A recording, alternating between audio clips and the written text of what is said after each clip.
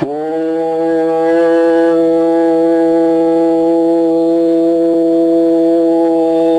ஈஸ்வரா குருதேவா. ஆக இது நீங்க யாரும் புதிதா வந்தாலும் அவர்களிடத்துல இந்த முறைப்படி செய்யுங்க.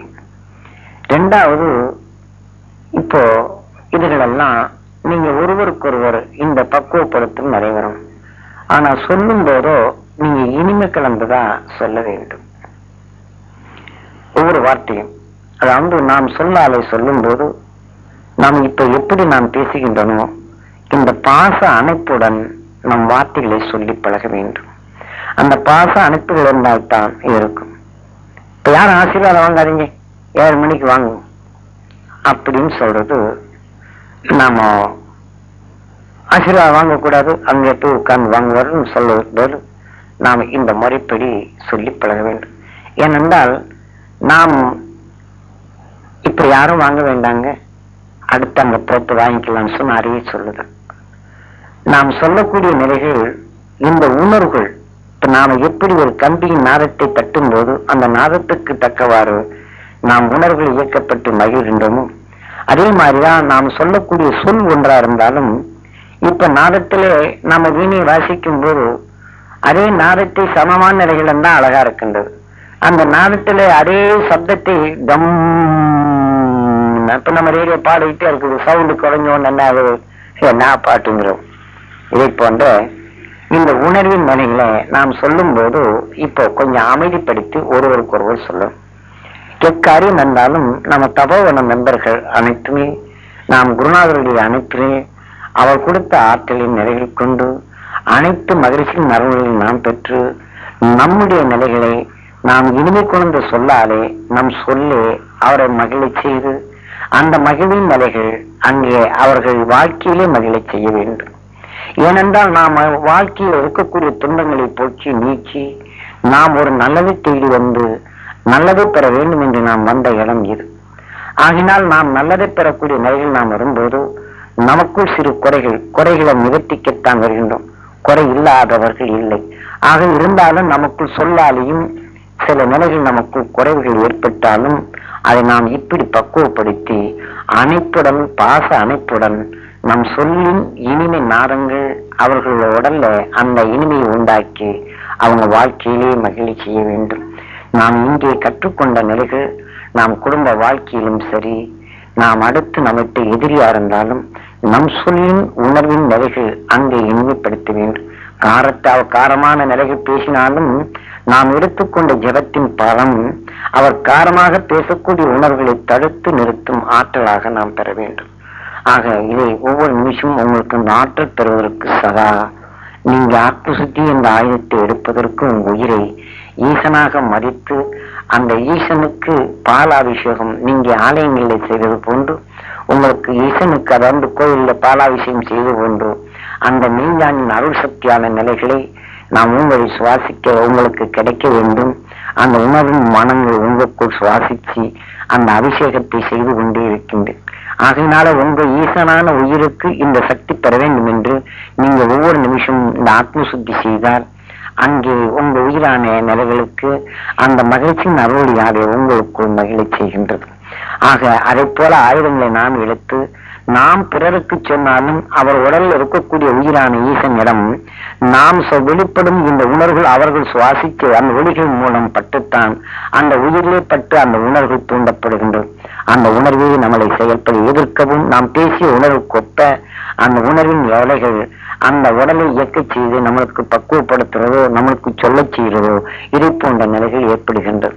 ஆகையினால இதையெல்லாம் நாம் கண்டுணர்ந்த நாம் ஒவ்வொரு நிமிஷமும் இதை நாம் பாச அணைப்புடன் நாம எப்படி நாம குழந்தை நாம் தவறு செய்தாலும் பாசத்துடன் அணைத்துக் கொள்கின்றோமோ அதை போன்று நாம் நமக்கு உடல்ல நாம் உடல்ல நமக்கு வேதனையாகும் போது நமக்குள் ஒரு அசுத்தம் பட்டு விட்டால் அசுத்தம் என்ற நிலைகளை எண்ணாதபடி அதை நாம் துடைக்க முற்படுகின்றோமோ அதை போன்ற பிறருடைய எண்ணங்களில் அசுத்த சொற்களோ மற்றவர்கள் வந்தாலும் நாம் எண்ணத்தாலே துடைக்கும் பக்குவத்தை நாம் எப்படி நமக்கு ஒரு அசிங்கமா நினைந்தாலும் நாம் அதை மனம் வந்து துடைக்கின்றோம். அதை போல பிறருடைய எண்ணங்கள் அசுத்த உணவின் எண்ணங்கள் தோற்றுவித்தாலும் நாம் இந்த ஆத்ம சுத்தி என்ற ஆயுதத்தை நாம் பின்பற்றி அவர்களுடைய அசுத்தத்தை நீக்கும் ஆற்றலை நாம் செய்து பழகுமையானால் நமக்குள் நாம் ஐக்கியமாகும் நிலைகள் பிறக்கிறது. நாம் மனிதனா பிறப்பது மிக மிக அபூர்வம். ஆனால் இந்த நிலைகளிலிருந்து நாம் அனைத்தும் அறிந்துணர்ந்து செயல்படும் ஆற்றலும் அனைத்தையும் அறியக்கூடிய இந்த சந்தர்ப்பம் நம்மளுக்கு தியான வழிகளில் கிடைத்ததும் இந்த சொல்லால நாம் மகரிஷின் அருளினுடைய நிலைகள் இயக்கத்தின் பேர் உண்மையுடைய நிலைகள் அறிந்து உணர்ந்த பின் இப்படி சந்தர்ப்பத்தை நாம் நழுவ விடாது. இந்த உடல் இந்த உயிர் ஒளியின் தன்மையை ஒளியாக பெறும் தகுதியை நாம் பெற வேண்டும் என்று நீங்க ஒவ்வொருவரும் இதை பாச அனுப்பு. உங்க குடும்ப வாழ்க்கையிலும் சரி, நாம் வியாபார ரீதியிலும் சரி, தொழில் அமைப்புகளும் சரி, இது நாம் செய்து உலகியலுக்கு இந்த விசத்தன்மை வாய்ந்த இந்த உலகிலே நீங்க எடுத்துக்கொண்ட ஜெகத்தின் பலன்கள் ஒவ்வொரு எண்ணங்களையும் ஊடுருவி அவங்களை துன்பத்திலிருந்து நீக்கி உலக மக்களுக்கு நல்ல உணர்வை தோற்றுவிக்கும் நிலைகள் உங்களால் உருவாகட்டும் என்று உங்களுக்குள் அந்த ஆற்றல் பெற வேண்டும் என்று உங்களுடைய மூச்சின் எண்ணங்கள் அனைத்துமே இந்த உலகை இருளிலிருந்து மீட்டி பிறருடைய அறிந்துணர்ந்து செயல்படும் ஆற்றல்கள் பெற வேண்டும் என்று உங்களை நான் சதா தியானித்துக் கொண்டிருக்கின்றேன். அதை நீங்க நிறைவேற்ற ஒவ்வொரு உணர்வும் உடல்களும் நீங்க இந்த உணர்வாலை நீ உணர்ந்து உங்க உயிரை ஈசனாக மதித்து இந்த ஆற்றலுக்கு சக்தியான உணர்வை உங்க ஈசனான நிலைகளுக்கு அங்கு அர்ப்பணிக்கும் போது அது உங்களுக்குள் சிருஷ்டி பிரம்மமாகி அந்த பிரம்மத்தின் செயலாக உருப்பெறும் அணுக்களாக உங்க மூச்சின் தன்மைகள் வெளிப்பட்டு அனைத்திலும் நலம் பெற செய்ய வேண்டும் என்று பிரார்த்தித்து நான் நிறைவு செய்கின்றேன்.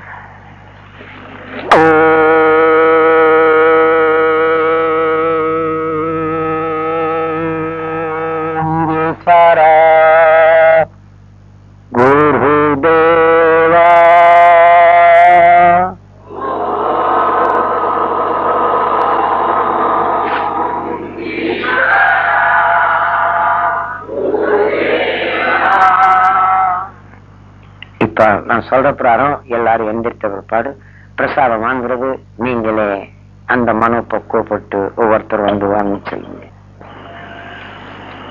சொல்லணும் உங்களுக்கு எப்ப நீங்க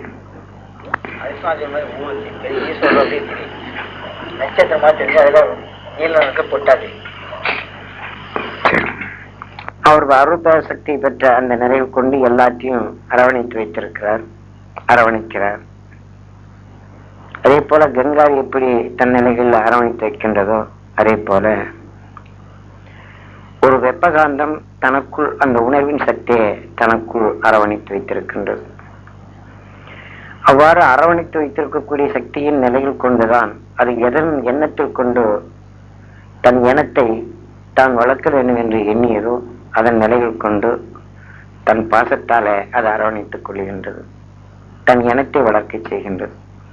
கங்காரும் அதனுடைய குட்டிகளை தன் நிலைகளில் அரவணைத்துக் கொள்கின்றது தன் எண்ணத்தை.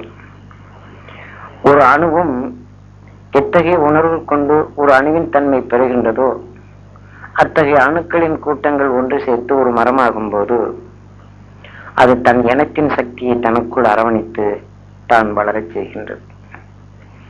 அதை போன்ற நாம் மனிதர்களாக இருக்கக்கூடிய நாம் இதை அனைத்துமே அறிந்து கொள்ளக்கூடிய நிலைகளை நாம் இருக்கின்றோம்.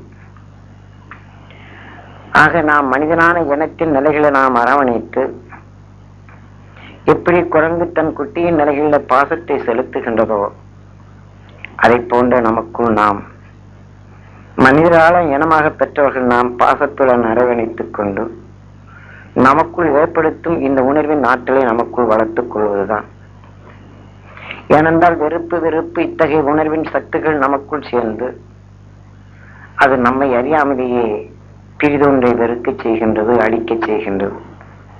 நாம் எத்தகைய உணர்வின் தன்மையை நாம் உணர்ந்து சுவாசித்து நுகர்ந்து கொள்கின்றோமோ அந்த சுவாசித்த உணர்வு தான் அத்தகைய நிலைகள் நம் உயிரிலே பட்டு அது இயக்க செய்கின்றது. ஆக அது எனத்தை அந்த காரமான உணர்வு நமக்குள் பட்டவுடன் அந்த காரமான சுவாசத்தை தான் நாம் எடுத்து அந்த உணர்வின் அணிவின் தன்மையை நமக்குள் கூட்டி நாம் வெறுக்கும் தன்மைகளை செய்கின்றோம். இதை போன்று தான் உலக அணிவின் இயக்கமும் மற்ற நிலைகளும் மனிதர்களாக பிறந்த நாம் எப்படி ஒரு பொருளை அறிந்து கொண்டோமோ அந்த அறிவதற்கு உணர்வின் தன்மை நம்மளுக்கு தெரிகின்றது. ஒரு சூரியன் ஒளியின் சக்தியா அது பெறுகின்றது. அந்த ஒளியின் சக்தி பெரிதொன்றை அறிய செய்யும் ஆற்றல் பெறுகின்றது. ஆனால் அது உணர்வின் ஆற்றல். மனிதனுக்குள் நாம் எடுத்துக்கொண்ட உணர்வின் சக்தி நாம் இயக்கப்படும் போது அறிந்துணர்ந்து செயலாக்கும் ஆற்றல் பெற்ற இந்த உணர்வின் ஒளி சக்தி பெற்றது மனித உயிரின் தத்துவம். ஆக அவ்வாறு பெற்ற நாம் அந்த உணர்வின் ஆற்றல் கொண்டு நாம் உயிரின் நிலையை ஒளியா மாற்றி செல்லும் நிலைதான் நமது குருநாதரும். இன்று நாம் நேசித்து இன்று அந்த அகசியமா மகிழ்ச்சியின் அருள் சக்தி வேண்டி நின்ற நாம் அவர்கள் எப்படி ஒளி சரீரம் பெற்றார்களோ அந்த ஒளி சரீரத்தை பெறும் தன்மையை நாம் அந்த சக்தியை நாம் கூட்டிக் கொள்வதற்கு இந்த தியானம். ஆக நாம் ஒளியா மாற்றுவதற்குண்டான அந்த நிலைகளை உருவாக்கும் போது நீ கடைசியில் சொன்ன இலையை போட்டு வச்ச உடனே அது பரிமாறி வச்சிருக்குது, சாப்பிட்றதுக்கு ஆள் இல்லைன்னு.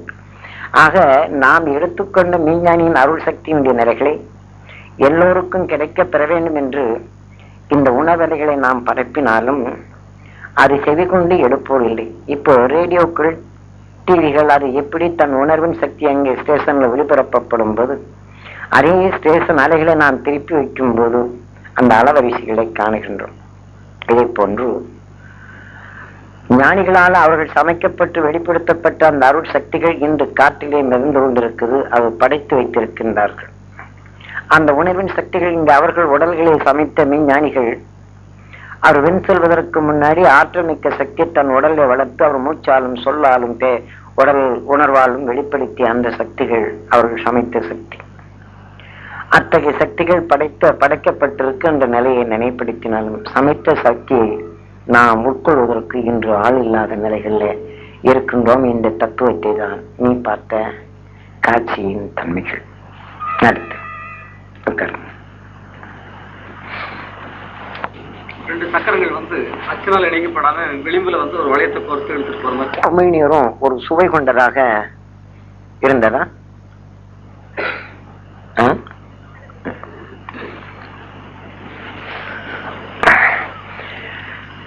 அதாவது சூரியனுடைய கதிரியக்கங்கள் இன்று அநேகமா இந்த காந்த சக்தி எல்லோருக்குமே ஒரு உணர்ச்சியான சூட்டை தூண்டக்கூடிய நிலைக்கு உங்களுக்கு கிடைச்சதா? சில பேருக்காவது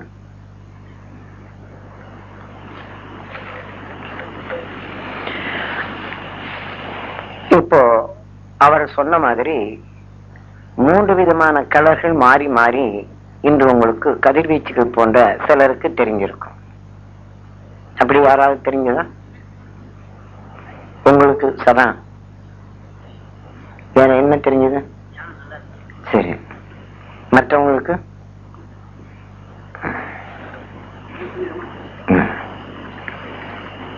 போன்று இதுகள்லாம் எப்படி என்றால் நாம் தெரிந்து கொள்ள வேண்டும். இப்போ மரம் எப்படி தனக்குள் எந்த சத்தின் தன்மையை தனக்குள் வளர்த்து கொண்டதோ புவியின் ஈர்ப்பு துணை கொண்டு அதனுடைய ஆற்றல் வலுப்பெறுகின்றது. ஒரு மரத்தின் ஆற்றல் எத்தகைய சத்தை தனக்குள் ஆற்றல் பெற்றதாக அந்த சுவை கொண்ட உணர்வின் சத்து கொண்டு அந்த மரங்கள் வளர்கின்றதோ அப்போ புவி ஈர்ப்பின் துணை கொண்டு காற்றிலே மிதந்து கொண்டு இருக்கக்கூடிய தன் ஆற்றலின் சக்தியை அது ஈர்த்து தனக்குள் அது வளர்த்துக் கொள்கின்றது.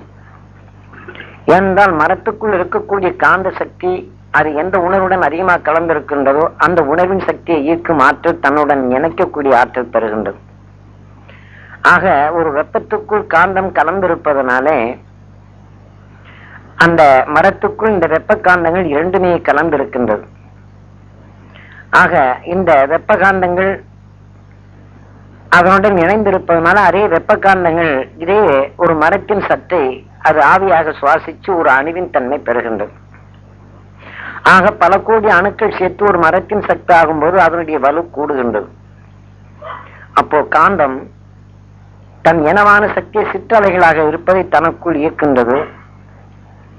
அது தன்னுடன் ஈர்க்கும் போது ஒரு அணுவுக்குள் இருக்கக்கூடிய வெப்பகாந்தம் அது மோதிய உடனே இது ஜூடாகின்றது. இந்த ஜூடின் தன்மை கொண்டு காந்தம் தனக்குள் இணைத்து பிணைக்கக்கூடிய ஆற்றலை செயல்படுத்துகின்றது. அதே சமயம் தான் எடுத்துக்கொண்ட அந்த உணர்வின் சத்து இந்த ஜூட்டினால் அது தன் மரமாக அது வளர்ச்சி பெறும் அந்த சத்தின் தன்மை பெறுகின்றது. ஆனால் அந்த சத்துக்குள் இருக்கக்கூடிய நிலைகள் அந்த வெப்பத்துடன் கலந்ததினாலே அது மனத்தின் தன்மை வெளிவீசுகின்றது.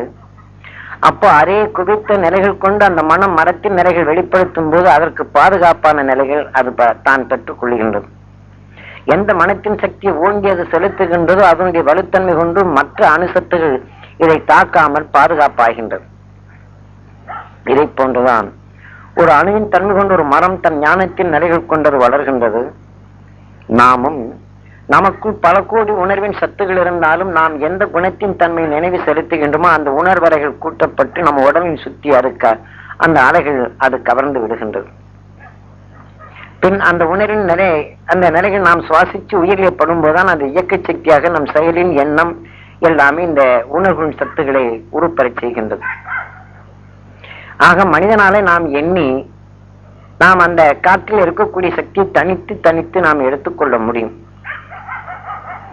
ஆக மெய்ஞானிகள் எவ்வாறு தனக்குள் அத்தகைய ஆற்றலை தனக்குள் பெற்று வளர்த்து அந்த உணவின் சத்தை இன்று காற்றிலே மிதந்து கொண்டிருக்கின்றதோ அதை பெறுவதற்குண்டான தகுதியின் ஆற்றல் பெறுவதற்குத்தான் நாம் இப்போ தியானமும் நம் குருநாதருடைய அருள் துணை கொண்டு நாம் இந்த மெய்ஞானிகளுடைய அருள் உணர்வின் சக்தியை நாம் பெறுவதற்கு குருநாதருடைய ஆற்றல் மிக்க சக்தியை நமக்குள் செலுத்தி அவரின் துணை கொண்டு மெய்ஞானிகளுடைய ஆற்றலை நாம் பெருகி ஒவ்வொரு ஞானியும் ஒவ்வொரு ஆற்றலின் தன்மைகள் பெற்றவர்கள். ஆக அத்தகைய ஞானிகள் அருள் ஒளிகள் இங்கே காற்றிலே மிதந்து கொண்டிருப்பதை நாம் ஈர்த்து சுவாசித்து நாம் சுவாசிக்கும் அதனின் சத்து நமக்குள் உணர்வின் சத்தாக அது மாறுவதும் அந்த உணர்வின் நிலையில் இயக்கப்பட்ட பொறிக்குள்ள இது உதவுகின்றது. ஆகவே இவ்வாறு நாம் அறிந்து கொண்ட பின் நாம் விண்ணின் அலைகளை எதையுமே நமக்குள் சேர்த்து நம் உணர்விற்குள் நாம் சேர்த்து உயிராத்மா ஒளியா மாற்றி தன்னிலை அடைந்து உயிருடன் ஒன்றிய ஒளியாக நாம் விண் செல்ல முடியும். மெய்ஞானிகள் அவ்வாறு தன் உயிருடன் தன் உடலில் இருக்கக்கூடிய உணர்வின் தன்மையை ஒளியின் ஆற்றலாக மாற்றி விண் சென்றவர்கள். ஆக அந்த விண் சென்ற ஆற்றலை நாம் பெறும் தகுதியை நாம் பெறுவதற்குத்தான் இந்த தியானம். ஆகையினால இதை ஒவ்வொருத்தரும் நாம் எண்ணத்தாலே நாம் எடுக்க வேண்டும். அந்த எண்ணத்துக்கு ஒடு வேண்டும் என்றால் அந்த உணர்வு சக்தி நம் உடல்ல வேண்டும். அந்த உடல்ல வேண்டுவதற்குத்தான் நம் குருநாதருடைய அருள் சக்தியை எமது குருநாதர் எனக்குள் அதை வளர்த்து கொண்ட அந்த உணர்வின் சக்தியை அந்த உணர்வின் சக்தி அதே சக்தியை உங்களுக்கு பெறச் செய்வதற்கு உபதேசத்தின் மூலமாகவும் உங்க செவி புலனறிவிலை ஈர்க்கச் செய்து அந்த உணர்ச்சிகள் உங்களுக்குள் உந்தச் செய்து அந்த உணர்வின் சக்தி உங்க உடலில் சேர்க்கின்றோம். இதை நீங்க இந்த சூரிய தியானத்தின் நிறைகள் கொண்டு வளர்த்து